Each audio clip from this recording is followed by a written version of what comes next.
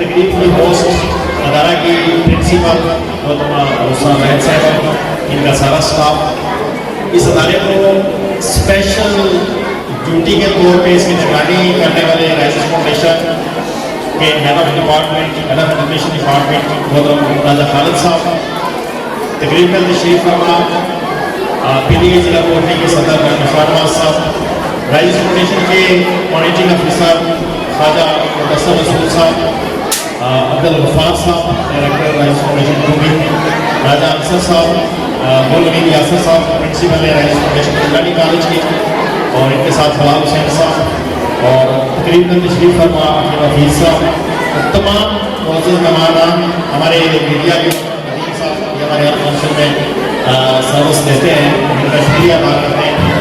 معزز والدین، آپ کا بھی شکریہ یہاں صبح سے تشریف فرمائے بچوں کی پرفارمنس دیکھنے کے لیے۔ میں اس ادارہ کے پرنسپل کو، ان کے سارے اسٹاف کو خراج تحسین پیش کرتا ہوں۔ جس طرح سے بچے پروگرامات پیش کر رہے تھے یہ واقعی قابل ستائش ہے۔ بچوں کی تعلیم کا مطلب صرف ان کو کتابیں پڑھانا نہیں ہوتا، انہیں فکری طور پہ تیار کرنا ایک مقصد ہوتا ہے، اور وہ ہم دیکھ رہے تھے چونکہ رائزز فاؤنڈیشن کے بنیادی مقاصد میں اس میں سے ایک یہ ہے کہ ہمارا بچہ اسلام کو نظام زندگی سمجھتا ہو، اور ایک یہ ہے کہ وہ مسلم امت کا تصور اور امت کا تصور۔ آج میں اور آپ اور ہماری سوسائٹی اور ہماری حکومتیں وہ آج فلسطین کے لیے ان کے ہاں کوئی تصور نہیں ہے، اور ہمارے یہ بچے کو اس میں ٹیبلو پیش کر رہے تھے کہ یہ کانسیپٹ موجود ہے کہ میرے اور آپ کے آقا علیہ الصلوۃ والسلام کی ایک حدیث شریف کا مفہوم ہے کہ مسلمان امت کی مثال ایک جسم کی طرح ہے، کہ جسم کے ایک حصے کو تکلیف ہو تو پورا جسم تڑپتا ہے۔ تو آج اگر غزہ میں مسلمانوں کی نسل کشی کی جا رہی ہے، ان کو شہید کیا جا رہا ہے، تو آج گلپور کا بچہ اس کے ساتھ ادارے میں عزت کر رہا ہے، یہ ہمارے مقاصد کی طرف سے ایک قدم ہے۔ میں اس کا اللہ کا شکر ادا کرتا ہوں کہ ہماری ٹیم رائزز فاؤنڈیشن کے ان مقاصد کے ساتھ جڑی ہوئی ہے، جس کی بنیاد پر ہمیں کون کیا کرنا چاہتے ہیں۔ ہم نے یہاں جب ادارے کا آغاز کیا تھا تو میرے ساتھ ہماری 20-22 بچے تھے، اور اللہ تعالیٰ ترقی دے، عزت دے ہمارے اس بھائی کو، باسط بھائی کو، جو میگا پرنسپل جس نے آغاز کیا تھا، جو مکانیہ ہم چلے گئے ہیں، اور وہ ہماری ساری ٹیم جو بنیادی طور پہ اس ادارے میں تھی، کچھ لوگ آج اس میں سے چلے گئے۔ لیکن جب ادارہ کسی سسٹم کے تحت ہوتا ہے تو افراد کے تبدیل ہونے سے زیادہ فرق نہیں پڑتا، وہ سسٹم اس کو لیڈ کر رہا ہوتا ہے۔ آج آپ لوگوں کی خوش قسمتی ہے کہ راجہ خالد صاحب جو ایک اور آرگنائزیشن میں 28 سال سروس دے کے آئے، ہمارے بہت سارے بچے اور ٹیچر ہیں جن کی اتنی ایج نہیں ہوگی، اور وہ جہاں رائزز فاؤنڈیشن میں ہمارے 140 اسکولس کے جو ایجوکیشن ڈپارٹمنٹ اس کے ہیڈ ہے، وہاں وہ گلپور اسکول کو اضافی طور پر بھی ڈائریکٹر دے رہے ہیں، اور ہم یہ چاہتے ہیں کہ یہ ادارہ اسی سپیڈ سے ترقی کرے جس طرح آپ لوگوں کا تعاون رہا اور یہاں پہنچے۔ جیسے ہیلز کی کلاس کی کمٹمنٹ تھی تو ابھی کچھ دن پہلے پیشوا مقرر کریں، ڈاکٹر شہباز صاحب نے بتایا، میں پچھلی دفعہ تقریب میں نہیں تھا، تو وہ ایک کلاس ہماری شروع ہے، اور وہ اس لیے شروع ہے کہ یہ جو بچے حفظ کریں گے، اللہ کے نبی صلی اللہ علیہ وسلم کا فرمان ہے کہ قیامت کے دن حافظ قرآن کے جو والدین ہیں ان کو نور کا تاج پہنایا جائے گا۔ یہ آپ کے لیے بھی برکت کا ذریعہ ہے، ہمارے اساتذہ کے لیے بھی اور ہمارے لیے بھی، کیونکہ جو نیکی کا راستہ دکھاتا ہے اس کے لیے بھی اتنا ہی اجر ہے جو اس کو اوپر عمل کرتا ہے۔ دوسرا جو اہم اسٹیپ تھا وہ تھا ہمارا بچیوں کا کالج، جس کی فرسٹ ایئر کی کلاس میں شروع کی تھی، اور ہم اسپیشلی اس پہ فوکس اس لیے کرتے ہیں کہ آج کی تاریخ میں سرکاری ادارے شمار کے مطابق ہمارے پاس 52% خواتین ہیں، یعنی بچیوں کی تعداد بچوں کی نسبت زیادہ ہے، جبکہ مختلف جو آزاد ریسرچ کرنے والا ادارے ہیں ان کے مطابق 56% ہے، 56%۔ ایک بات، اور دوسری بات یہ ہے کہ اگر ہم قوم کی سطح پہ ترقی چاہتے ہیں، عروج چاہتے ہیں، اور ہم یہ چاہتے ہیں کہ ہمارے بچے کل میرا اور آپ کا اور اس ملک کا اور مسلم امت کا مستقبل بنے، تو پھر ہمیں اپنی بچیوں کو تربیت دینا ہوگی۔ یہ بچیاں جو تربیت یافتہ بچی ہوگی، یہ آئندہ نسلوں کی تربیت کریں گی، یہ بچے ہمارا مستقبل بنیں گے۔ آج ہم جس سیاسی حد میں استحکام کا شکار ہیں، معاشیت میں استحکام کا شکار ہیں، عدم برداشت کا شکار ہیں، راجہ ریاست صاحب نے بڑی خوبصورت باتیں کی ہیں دل سے، اس سارے کے پیچھے یہ وجہ ہے کہ ہمارے ہاں تربیت کا فقدان ہے۔ تو رائزز فاؤنڈیشن اس پہ فوکس کرتے ہوئے ہم نے بچیوں کے کالج کا اجرا کیا، اور یہ اس لیے بھی کیا کہ ہماری سوسائٹی میں بدقسمتی سے ہم چونکہ ہمارے آباء و اجداد آج سے 10 20 50 نسلیں پہلے ہندو تھے، اور ہندو معاشرے کی چھاپ ہے کہ خواتین کو کو ذمہ داریاں بھی پوری کر رہے تھے. میں اسلامی تاریخ سے آپ کے سامنے حضرت خدیجہ رضی اللہ تعالیٰ عنہا کی مثال رکھتا ہوں. اب سارے لوگ نے ان کا نام سنا ہوگا. وہ اس وقت کی آج سے 1400 سال پہلے وہ مڈل ایسٹ کی یہ آج جو آج کی یہ ساری دنیا ہے اس کی سب سے بڑی بزنس وومن کی تجارت کرنے والی ایک خاتون تھی جن کے قافلے پورے عرب میں شام، عراق، مصر اس سارے ایریے میں وہ ان کے قافلے یمن تک ان کے قافلے چلتے تھے. اور اللہ نے ان کا انتخاب اپنے نبی صلی اللہ علیہ وسلم کے لائف پارٹنر کے طور پہ اس لیے کیا کہ وہ ایک اسلامی تحریک تھی. اس کو تقویت دینے کے لیے، اس کی کامیابی کے لیے انہیں ایک ایسی لائف پارٹنر کی ضرورت تھی جو ان کو سہارا بھی دے اور مالیاتی سپورٹ بھی کرے. تو آج کیا میری اور آپ کی بہن بیٹی جو بزنس کر رہی ہے وہ بزنس کا سوچے تو آپ پتہ نہیں کیا کرنا شروع کرتے ہیں. شرم اور حیا ایک چیز ہے اور وہ ہماری بنیاد ہے، لیکن اس کے ساتھ ہم کام کر سکتے ہیں. دوسری مثال میں آپ کے سامنے نبی صلی اللہ علیہ وسلم کے دور کی ایک خاتون کی رکھتا ہوں کہ ان کا نام لیلا تھا. وہ میڈیکل ڈاکٹر تھی اور وہ مریضوں کو دعا کرتی تھی. اسلام قبول کیا، نبی صلی اللہ علیہ وسلم نے ان کے لیے دعا کی اور وہ جس مریض کو دعا کرتی تھی اللہ ان کو شفا عطا کرتے تھے. اور ان کا نام نبی صلی اللہ علیہ وسلم نے شفا کو عطا فرمایا. اور وہ میڈیکل ڈاکٹر کے ساتھ ساتھ مکہ کے جو شہر کے انتظامی امور تھے جو آج کے دور میں ایک اسسٹنٹ کمشنر دیکھتا ہے، ایس ڈی ایم دیکھتا ہے، وہ دیکھ رہی تھی جو شفا خاتون کی، لیلا خاتون کی، جو نبی صلی اللہ علیہ وسلم کے دور میں. اور اس کے بعد میں آپ کے سامنے ایک اور مثال رکھتا ہوں، وہ حضرت سمرہ بنت لہیع رضی اللہ تعالیٰ عنہا کی ہے. وہ بھی ایک خاتون تھی. حضرت عمر رضی اللہ تعالیٰ عنہ کے دور میں وہ مدینہ کے اندر فائنینس منسٹر آپ کہہ رہے ہیں، ان کو چیمبر آف کامرس کا چیئر پرسن کہہ رہے ہیں، یا ان کو ڈپٹی کمشنر کہہ رہے ہیں کہ جتنے تجارتی امور تھے اس کی نگرانی وہ خاتون کرتی تھی.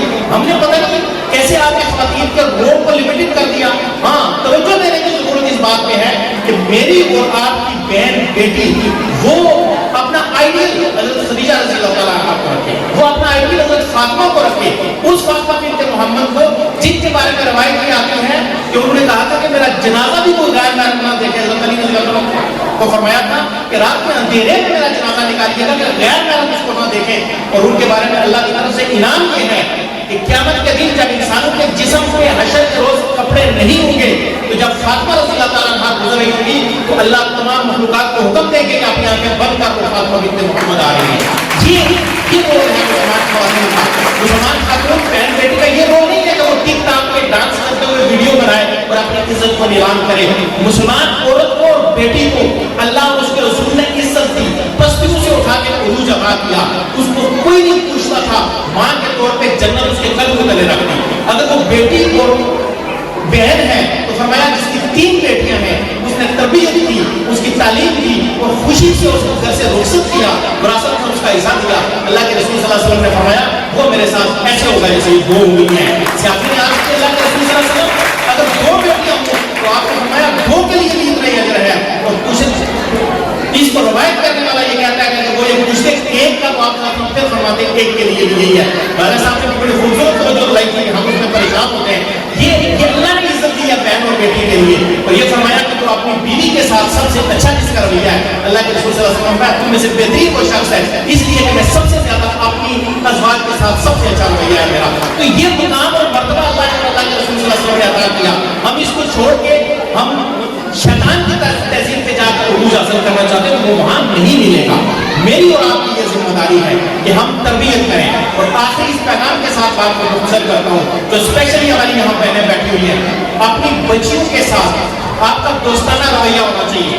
آپ کی بچی آپ کے ساتھ اپنے دل کی بات شیئر کر سکے، آپ سننے کی ہمت رکھیں. اور جو بھائی بیٹھو گے اپنے بیٹوں کے ساتھ دوستانہ رویہ رکھیے گا. اور اسپیشلی جب بچے ٹین ایج میں 12 سال 13 سال کی عمر میں قدم رکھیں، اگر آپ کا دوستانہ رویہ ہوگا تو وہ کل معاشرے کے مفید شریک بنیں گے. بچہ جب کوئی خرابی کرتا ہے وہ سب سے پہلا کام یہ کرتا ہے کہ اپنے کوئی نیا کام کرتا تو اپنے دوستوں سے جا کے شیئر کرتا ہے. بچہ سگریٹ پیے گا تو اپنے دوستوں کو کہے گا. اگر باپ کے ساتھ دوستی ہوگی تو کہے گا بابا میں نے آج یہ نیا کام کیا تو بابا اس کو سمجھائیں گے بیٹا یہ اچھی بات تو واپس ہو جائے گا. پہلے دن وہ نشے نہیں کرتا، وہ سگریٹ سے شروع کرتا ہے، وہ پھر چرس میں اور ہیروئن میں اور کوکین میں شروع ہوتا ہے. تو اس وقت تک ہم اس کے ذمہ دار ہوتے ہیں. ہم نے اپنا بیریئر اور گیپ رکھا ہوتا ہے کہ بچہ ہمارے سامنے بات کرے تو مارنا شروع کر دیتے ہیں، وہ ڈر کی وجہ سے بات ہی نہیں کرتا. اسی طرح ہماری بیٹی خدا نہ خاصا کسی جگہ ڈیٹریکٹ ہونے پہ جا رہی ہو، اس کے ساتھ بھی واقعہ پیش آئے گا، وہ اپنی دوست کے ساتھ شیئر کریں گے تو دوست بن جائے گا، اس کی ماں اس کی دوست میرے ساتھ یہ ایونٹ ہوا ہے، آپ مارنے کے بجائے اس کی حوصلہ افزائی کریں کہ بیٹا آپ یہ راستہ ٹھیک نہیں ہے اور میں آپ کے ساتھ کھڑی ہوں، آپ کو کوئی پریشانی نہیں ہوگی. ہماری بہت ساری بچیاں اس وجہ سے زندگی پوری بلیک میلنگ میں چلی جاتی ہیں کہ کوئی ایک حادثہ ہو جاتا ہے اور وہ چھپاتی ہوں اس کو کہ گھر میں نے بتایا. اس وقت وہ شعوری طور پر اس کے ساتھ نہیں ہوتی، لیکن وہ پریشان ہوتی ہے کہ میں نے گھر میں بتایا تو ماما شاید مارے گی. اگر ماما اس کی دوست ہو، اس کی ماں، وہ اس کو سمجھائے گی تو اس کی زندگی خراب نہیں ہوگی. یہ بچوں کے ساتھ آپ رویہ رکھیں اور اس کے ساتھ بچوں کے لیے اہداف طے کریں، ان کے لیے ویژن طے کریں، ان کا نقشہ بنائیں کہ آپ اپنے بچے کو، آج وہ پلے گروپ میں ہے، بڑا ہو تو اس کو کیا بنانا چاہتے ہیں. اب یقین کیجیے گا وہ نقشہ اگر آپ نے آج کل اس پہ لکھ لیا، 20 سال کے بعد آپ وہ کاپی نکالیے گا، اس حال میں اگر 300 یا 400 لوگ بیٹھے ہوئے ہیں تو ان میں سے صرف 10% ایسے ہو سکتے ہیں جو اچیو نہ کریں، 90% ہر صورت اچیو کر لیں گے اگر آپ نے طے کیا ہوا. طے نہیں کریں گے تو بچے کس ڈائریکشن میں جائیں گے اس کا پتہ نہیں ہے. وہ طے کرنے کے ساتھ اللہ کے ساتھ اپنے تعلق کو مضبوط کیجیے گا، اللہ سے دعا کیجیے گا، اے اللہ یہ بچے تم نے ہمیں عطا کیے، یہ سب سے قیمتی دولت ہے، ہم اس کو ایسا بنانا چاہتے ہیں، تو بھی ان کو ایسا بنا دے. ہم ان کو صرف ڈاکٹر انجینئر نہیں بنانا چاہتے، ہم ان کو اچھا سیاستدان بنا سکتے ہیں، ہم ان کو صلاح الدین ایوبی بنا سکتے ہیں، ہم محمد بن قاسم اور طارق بن زیاد بنا سکتے ہیں، ہم ان کو نور الدین زنگی بنا سکتے ہیں. یا اللہ تو ہماری مدد کر کہ یہ ہمارے لیے بھی اس دنیا میں راحت کا باعث بنے اور خیر کا باعث بنے، اور اس مسلم امہ کے لیے بھی اور اس ملک کے لیے. بچوں کو ویژن بڑا رکھیے گا، ان کا ویژن یہ نہیں ہونا چاہیے بیٹا بڑے ہو گئے تو ماسٹر لگ جاؤ گے اور نوکری ہو جائے گی. نوکری ویژن نہیں ہوتا، یہ یاد رکھیے گا، خواب بڑا رکھیے گا. یہ سب سے قیمتی نسل ہمارے پاس موجود ہے جو مسلم امہ کی ہے. اس کے طرف تربیت کرنے میں کامیاب ہوگی تو ہماری دنیا بھی سمجھ جائے گی اور آخرت بھی سمجھ جائے گی. میں آخر میں ایک دفعہ پھر تمام اساتذہ کا جو ہماری ٹیم ہے میں ان کا شکریہ بھی ادا کرتا ہوں. بہترین طریقے سے ان کی پرفارمنس ہے. میں یہ توقع کرتا ہوں کہ وہ مجھے آج تک اس ادارے نے اسٹیج پہ شرمندہ نہیں کیا، تو میں یہ توقع کرتا ہوں کہ یہ میرے لیے فخر کا باعث ہوگا اور آپ لوگوں کے لیے بھی. بالخصوص جو راجہ خالد صاحب ہیں، میں نے جیسے کہا کہ 140 اس کی ذمہ داری اپنی جگہ پر ہو، یہاں اسپیشل دے رہے ہیں، ان کے ساتھ ان کو حوصلہ افزائی